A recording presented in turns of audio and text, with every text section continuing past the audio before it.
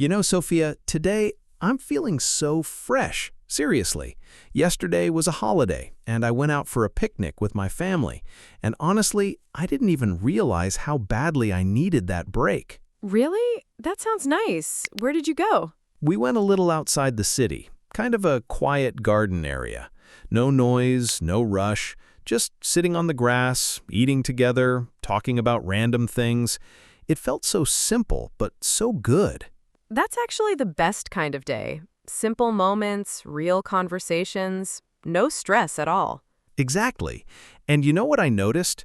When you're in that kind of environment, your English also becomes more natural. You don't think too much. You just speak. That's so true. Real-life situations like picnics are perfect for practicing English without pressure. So guys, that's exactly what we're going to do today. We'll take this simple picnic situation and turn it into an easy English learning experience. Hey, everyone. Hello, everyone. Welcome to the English Cafe. I'm Michael, your host. And I'm Sophia, your co-host. Today's episode is all about picnic conversation in English, how people actually talk in real life during moments like this.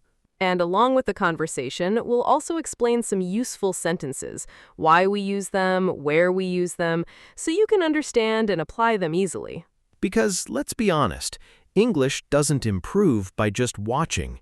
It improves when you start using it. Exactly. Even a simple picnic conversation can help you speak more confidently if you practice it the right way. So don't just watch this video. Stay till the end, listen carefully, and most importantly, repeat after us. And if you really want to improve your English step by step, make sure you watch our videos daily. Also, don't forget to subscribe to the English Cafe so you never miss any new learning episode. Remember, small daily practice can create big confidence. So, are you ready to learn English in the most natural way? Let's begin our picnic conversation. You know, when we finally reached the park, it had that calm, early morning feeling, like everything was just starting fresh. The parking area was already a bit busy, but still peaceful in a way. Yeah, that kind of atmosphere really sets the mood for a good picnic. It feels natural, not rushed. Exactly. And the moment we stepped out of the car, my little cousin didn't even wait. He just ran straight into the open field like he had been waiting the whole week for it. That's a very natural sentence. Ran straight into the open field. You could also say ran right into the open space if you want to sound a bit more casual. Right. After that, we all started looking for a good spot. My dad kept saying, let's find some shade first, because the sun was getting stronger. That's interesting. Notice the phrase getting stronger. Instead of saying the sun is hot, native speakers often describe it like this. It sounds more natural. Yeah, so we finally found a big tree near a small lake.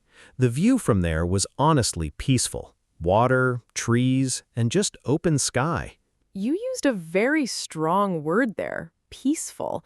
Instead of saying just nice view, peaceful gives a deeper emotional feeling. That's a good upgrade in vocabulary. While the adults were setting everything up, we just started walking around. My cousins were talking about random stuff, school, games, and even some silly arguments they had before. That's a very real-life expression. Random stuff. You could also say casual talks or light conversation if you want to sound slightly more formal. True. And honestly, those small talks make the whole trip more fun. Otherwise, it feels too quiet. Exactly. In English, you could also say it keeps the vibe alive. That's a very natural phrase young people use in the US. After a while, everything was ready. The food was arranged, everyone sat together, and it felt like a proper family moment. My aunt said, "Okay, everyone, dig in before it gets cold." That phrase, dig in, is very important. It's very American and casual. Instead of saying start eating, people often say dig in. Yeah, I noticed that. We started eating and talking at the same time. My uncle was telling stories from when he was young, and honestly, everyone was laughing a lot. You used a nice phrase, laughing a lot, but you could also say bursting into laughter if something is really funny. That gives more intensity. After lunch, things got even more active. My younger cousins wanted to play football, and slowly everyone joined in. At first, it was just for fun, but then it became serious. That's a very relatable pattern. In English, you can say it turned competitive. That's shorter and more natural than saying it became serious. Exactly. And after playing, we were completely tired. Everyone just sat down, drinking cold juice, feeling the breeze. That phrase is good, feeling the breeze. Instead of saying cool air, native speakers often use breeze when the wind feels soft and pleasant.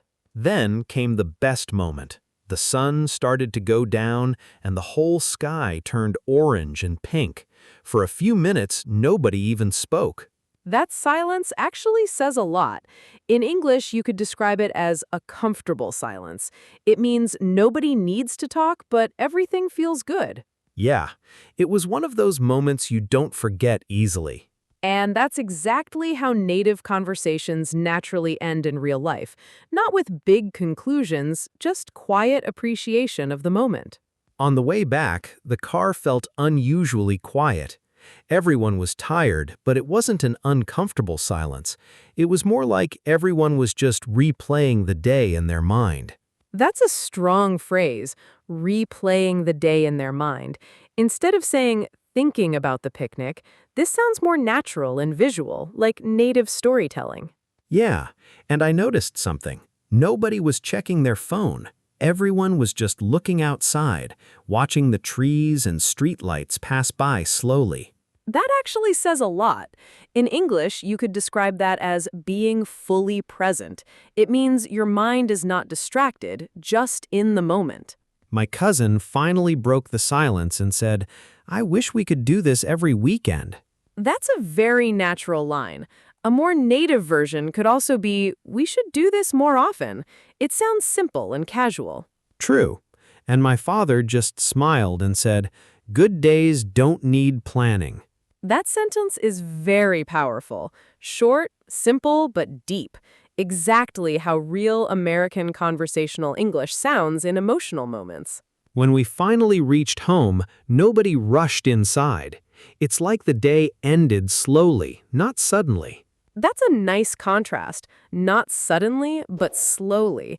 It shows emotion through structure, not extra words. And even after going inside, I still felt like a part of that park stayed with us. That's a natural closing feeling. In English, you could say, it stayed with me. That means the memory still feels alive. So guys, if you followed this conversation till the end, you probably noticed something important. Real English is not about big words. It's about natural moments, simple sentences, and real feelings.